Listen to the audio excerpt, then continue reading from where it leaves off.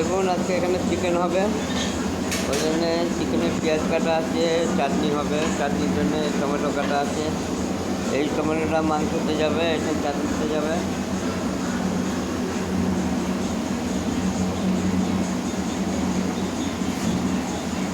বলে ভাত হচ্ছে, ভাত নামাচ্ছে। এখানে আলু সেদ্ধ হচ্ছে, আলু মাখা হবে, আলুর চোখা, শুকনো লঙ্কা দিয়ে পেঁয়াজ ভেজে চোখা করা হবে। আপনারা বাড়িতে করবেন, দেখেন জলছে।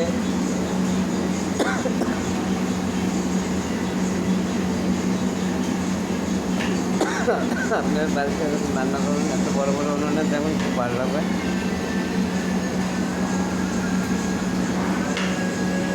এটা ডাল হচ্ছে, এটা আলু সেদ্ধ হচ্ছে, এটা ভাত নামাচ্ছে।